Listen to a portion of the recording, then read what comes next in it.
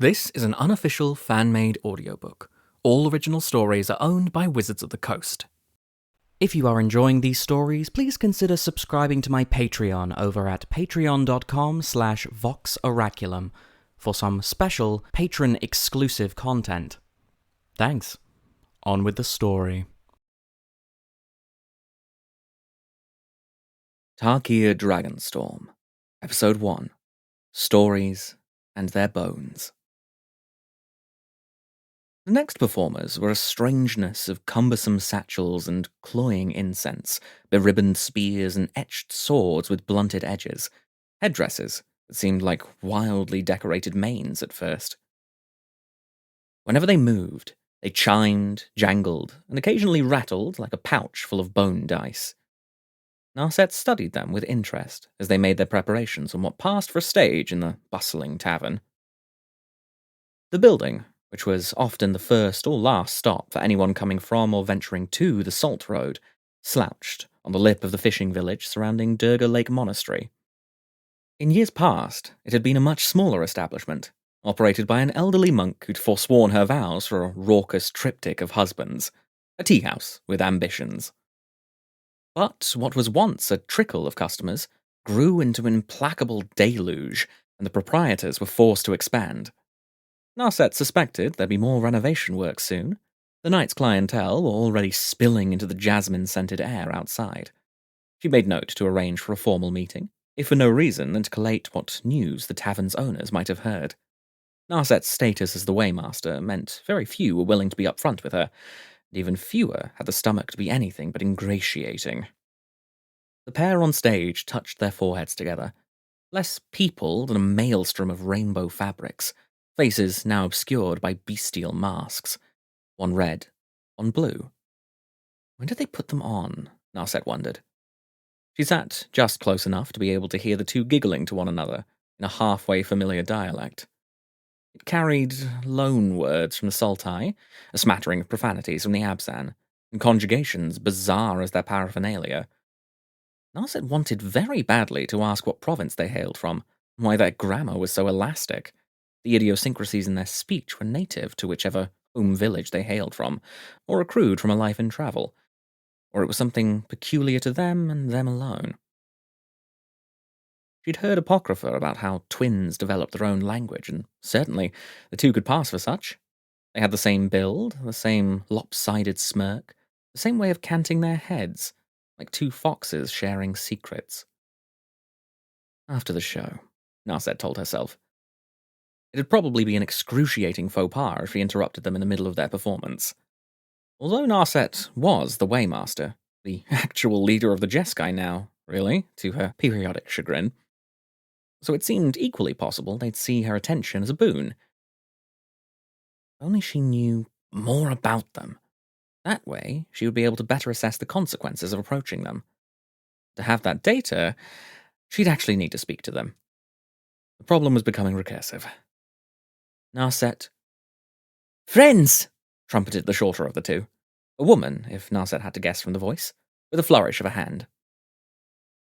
The noise in the tavern died to a rumble, patrons settling into whatever chair or stool they could scrounge from the crush of bodies. Those without seating leaned themselves against the walls, and even the low murmuring had dulled to an actual silence. The performer spoke again in a bright, chirpy tone. "We come to you tonight to entertain." Recognition jolted through Narset. No longer was the performer wearing her Celadon mask. It had vanished, somehow, without Narset's notice. In its place was a far more familiar visage, rendered in papier-mâché and paint. A face Narset saw sometimes in her nightmares, beatific in its victory. Ojitai. "And to educate." The other performer, now astride a pair of stilts, began to prowl in circles around their short companion, exhaling smoke until the stage was obscured by the grey. The first performer diluted to a hazy silhouette. "To tell you of how the 5 clans were once enslaved, chained." From the murk came the sound of chains pulled, and a great weight heaved over the floor, startling nervous laughter from the crowd. to the whims of the Dragonlords, and a hero.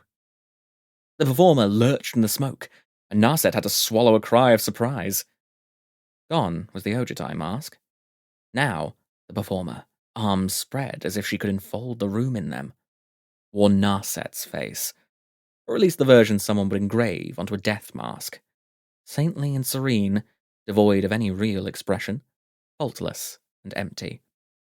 Gather the leaders of the clans to save us all. Excuse you, came a woman's pettish voice. The accent was Timur. Narset had to be persuaded to help by the other rebellion leaders. A Mardu engineer, if the menagerie of tools hanging from their belt was any indication, nodded in sullen agreement. Yeah, all she did was uncover the storm ritual. Narset receded into her chair. She loved this tavern. She loved the tavern. Despite how packed it was and how odorous its clientele could sometimes be, it was one of the few places where Narset could go and enjoy anonymity. Or at least, something cousin to such. She wasn't naive enough to think she could elude complete notice.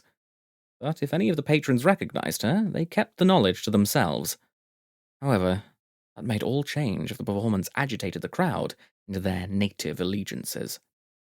Anyway, it was Kotis who was the real hero.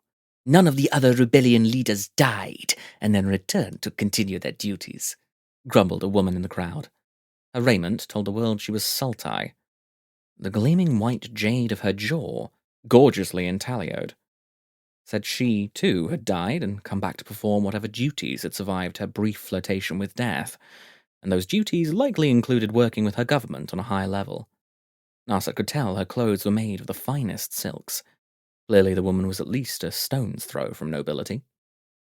Only because the other rebellion leaders were too clever to be killed, shot the Mardu engineer, who looked much younger to Narset on a second inspection. Their face held a puppyish softness still, one at odds with their fierce grimace. The mounting argument was interrupted by a sudden, deafening roar. From behind the performer, a cataclysm of shapes clambered up through the smoke. Snake-headed Silumgar, a Tarkir with her crown of antlers, spined Colligan, Dromoka shining like the sun, and, of course, feathered Ojutai, beautiful and merciless as winter. Someone in the crowd screamed, high and thin. Narset tensed. Illusions, she told herself. Nothing more. But Narset's pulse still juddered in her veins. Once, intoned the performer, unmasked, hands steepling. Bare, her face was stark, and almost unfinished, like a shard of porcelain waiting for an artist's brush. The Dragonlords ruled. They and their broods hunted us. The smoke began to move, spiraling, fletched now with a suggestion of wings and scales, the visages of those Dragonlords distorting, fading into the murk. There was no sign of the other performer, although the taste of their magic slicked the air. Cries began to echo from the murk, voices begging for their lives. They killed us! The voices were eaten by the sounds of gristle chewed and flesh peeled from bone, of organs gored from bellies, scooped clean until there was nothing left save for a rime of skin. A wet and noisome cacophony, so vivid that Narset heard several people retching. She could almost smell it, that carrion reek. We were given a choice, to fall in line or to die. Narset thought of Ojutai then. Once she had been his favourite novelty, a human with no desire save for the acquisition of more knowledge. How he had loved her for that. A great teacher and his perfect student. Now she had adored him in return. Under his care, Narset had thrived, and found direction and structure both. For a few exquisite years she suffered none of her usual restlessness. There had been purpose. Peace. But that was Ojutai's gift, a ruthless ability for convincing the world his path, his vision, was not just the superior option, but the only option. even if it did mean the loss of the Ghostfire warriors, and the sacrifice of the Jeskai cultural identity. Unlike the other Dragonlords, the Great Teacher had no need to coerce worship, to frighten them into serving. They donned their collars willingly and laid themselves in his talons, all in hopes that in death they'd earn what they were taught to covet, rebirth in the image of their oppressor. The Timur woman was not wrong. Narset had needed convincing. Even now, a wretched part of her regretted her involvement. In saving Tarkir, Narset lost her dragon. And for centuries, that was what we did. That's what the other clans did, said the Mardu engineer, arms folding. They were human, which was a surprise to Narset, and sleekly built. To her knowledge, these roles in the Mardu were often taken by much larger species. Our clan did not kneel. We had a truce with Coligan and her brood. A truce that served to do nothing but starve your people. Do you know how I died? Said the Sultai noble, the light rendering her eyes opalescent and strange. Because a boy from your clan ran me through with his knife. I was a traitor on my way home to my wife and children. I'd found him on the Salt Road, almost dead of hunger. I fed him, but it wasn't enough. He wanted everything. He killed me for 2 days' worth of rice. She rasped the next words. Tell me it was worth it. Tell me this is what the Mardu prayed for, what they envisioned when they agreed to this truce. Tell me the knowledge your people had been driven to such desperation doesn't shame you, and I'll never speak of it again. I'm sorry, came the flinching, immediate answer. There was no valor in what happened to you. Try as they did, the Dragonlords could not extinguish our spirit, growled the performer, seemingly oblivious to the endless interruptions. The smoke became moted with pinpoints of light, like torches in the dark. The embers of rebellion were always there. Soon, they became a blaze that could not be quenched. At the word blaze, the smoke erupted into a heatless inferno. Heroes emerged from the ranks of... As though on cue, the second performer stepped out of the flames to a scatter of confused applause, the illuminated faces of the audience halfway between awe and burgeoning terror. He came to stand beside his companion, the fire throwing deep shadows over their lean faces, silhouetted, such that they barely looked human. The Timur. Both performers raised their right hands in unison and brought them down over their respective faces, like an axe brought down on the throat of a nightmare. By the time their hands had resettled at their sides, they were masked again, this time in the images of Eshki Dragonclaw and Alniel, the Twice Whisperer, the one who rose to lead the Timur rebellion, and the one who foretold her victory. The Mardu, said the female performer. Between one blink and the next, she went from wearing Eshki's likeliness to bearing Zergo Stormrender's face. The Abzan, said his opposite as she prowled forward. With a twitch of her shoulders and a sharp tilt of her head, hand flashing over her face, she went from looking like Zergo Stormrender to donning Felothar's own proud visage. The Sultai, said her companion in a clear, light tenor, his voice unmuffled despite the fact he now wore a flawless recreation of Cotis's visage. Narset was beginning to understand how the pair were accomplishing their mask changes. It had something to do with the intricate headdresses the two wore.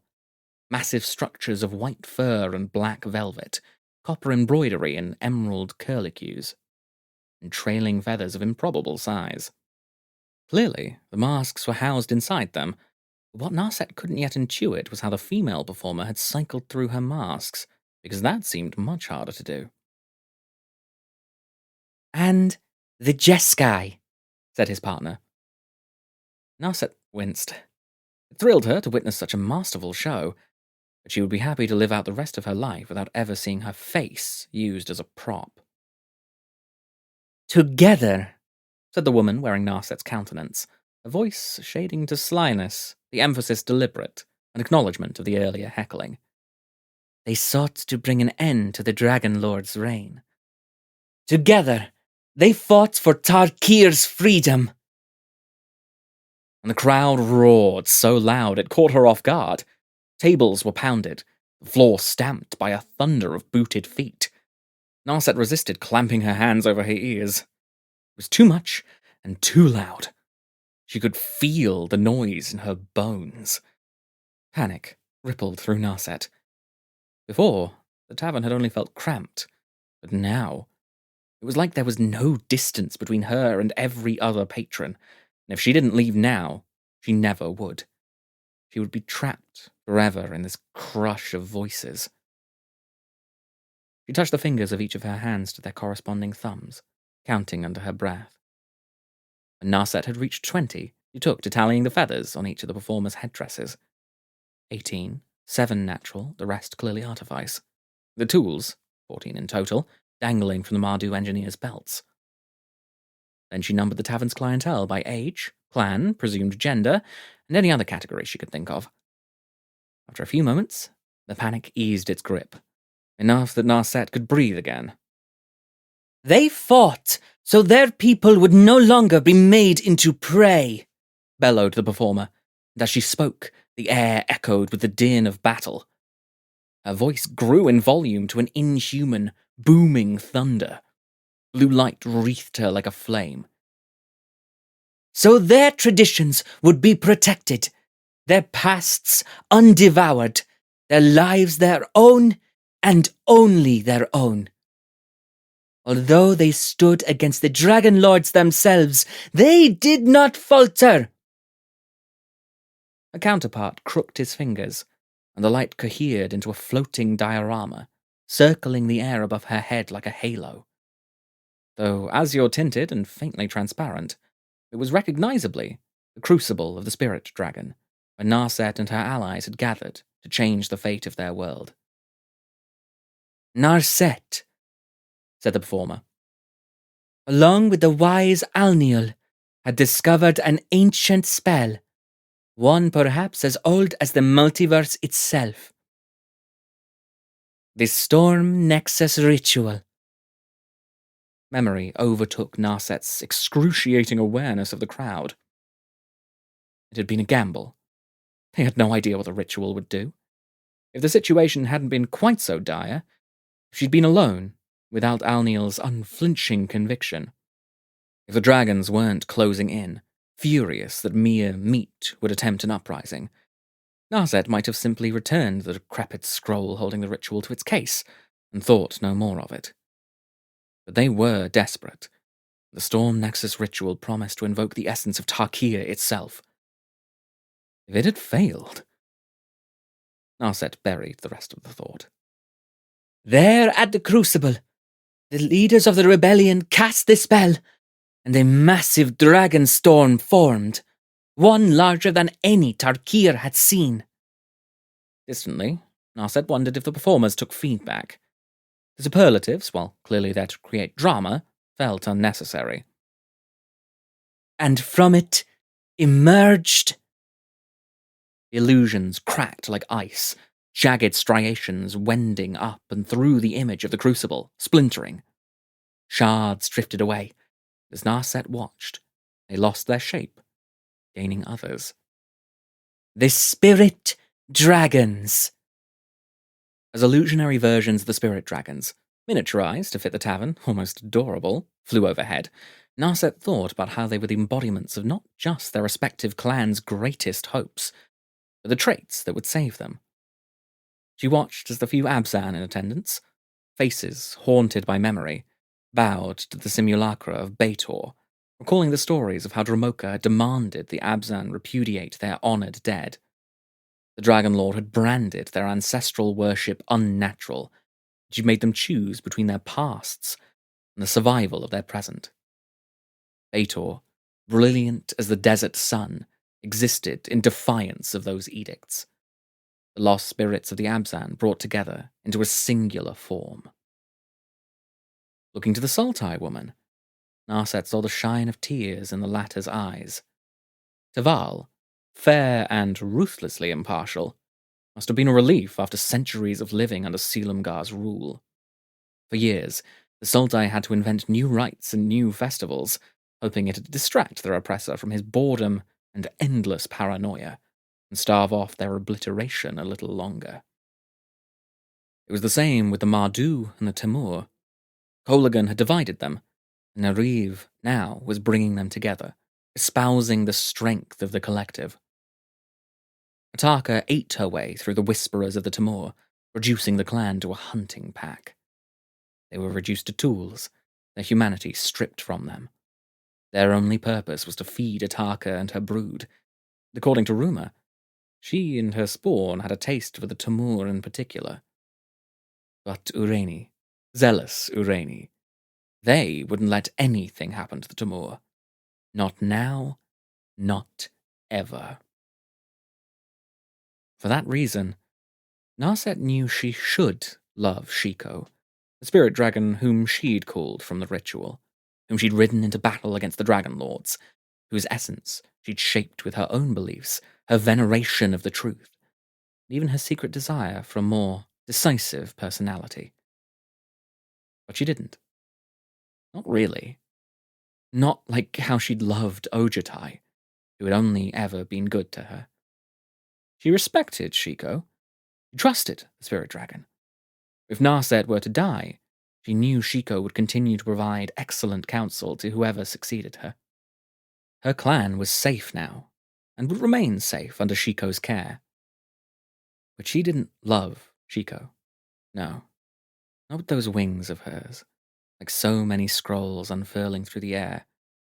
A reminder of Narset's role in ending the world she knew. The leaders of their rebellion leapt onto their dragons. Wait, came the Timur's voice again. How did they know which was their dragon?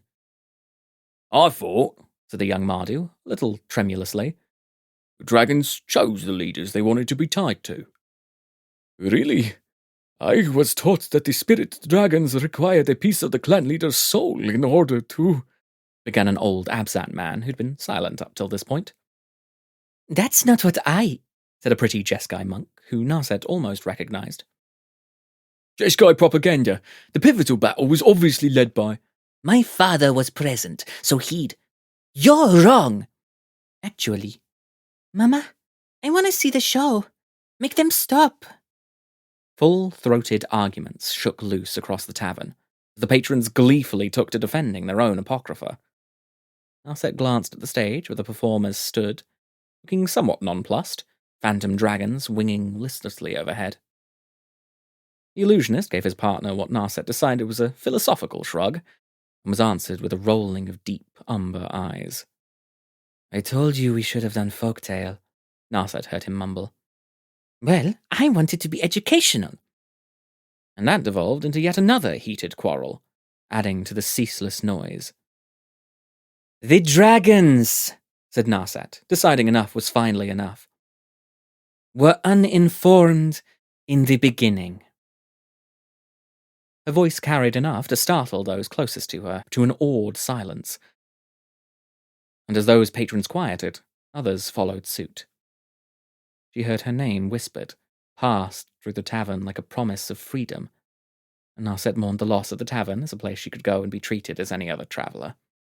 Everyone would be on watch for her after this. 5 glowing figures emerged from the Dragonstorm.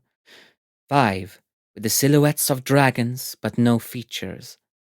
They were simply power made incarnate, waiting to be called into being, said Narset, feeling again how Shiko formed under her, how it had dug tether hooks into her thoughts, seeking a path to follow. I was the first to leap onto one. Then the others followed, when we became bound to our spirit dragons, just as they became bound to us. Narset forced herself to stare forward, focusing on nothing. The tavern was entirely silent now. There was a bottomless quality to the attentive quiet that filled Narset with a sudden, irrational dread. It felt like an open maw, a waiting mouth, one that would swallow her whole if she let it. Together, we rode into battle, ultimately driving the Dragonlords into the storm. As we said the female performer, rather hopefully, heroes. But the worst was to come, said Narset. The performers released a paired sigh. Narset realized that had been their last attempt at keeping the show on track. She was only slightly sorry to have derailed it with her first-hand knowledge of the events they were dramatizing. Decent rendition or not, Narset did loathe that mask of her face. The two sat themselves cross-legged on the stage, joining the crowd in its rapt interest in Narset, the illusory dragons dissipating. Though the Dragonlords were vanquished, the Dragonstorms remained. And they've gotten worse. A low murmur slithered through the tavern. They've become strong enough to reshape the very land. There are places now where no one can go, let alone live. To say nothing of the wild dragons that have spawned. These new dragons are intractable beasts. I've heard reports. Narset might have continued with her litany of observed horrors, the list of reports that she had received and catalogued over the months, each more dire than the last. Might have even told them about the guilt weighing on her, the lingering fear that they'd exchanged one evil for a worse one. Not for the doors of the tavern slamming open. A figure stood silhouetted by lantern lights, its arms flung open. Whoever it was, they'd been running hard. Their body shook with panting breaths. "Waymaster!" bellowed the new arrival. "Waymaster! Where are you?" No, she'd never be able to come back here again. Pity. Here, said Narset, raising an arm reluctantly. The figure, quickly revealed as a soft-faced man with a prestigious mustache as he stumbled through the tavern. Someone has arrived. She seeks an audience, Waymaster. She... Who are you talking about? A woman, he panted, prostrating himself before her. Narset winced at his genuflections. She didn't like the thought he might be afraid of her. I think at least it's a woman. I don't... Calm down, please. Everything shall be fine, said Narset, stooping to collect him from the floor, hands set supportively atop his shoulders. She has wings, my Khan, and glowing eyes. I've never seen... Her name is Elspeth, said Narset, very softly. And if she has come seeking me on Tarkir, something terrible must have happened.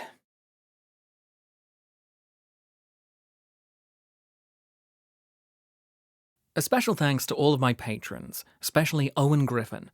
Thanks for watching and for your continued support.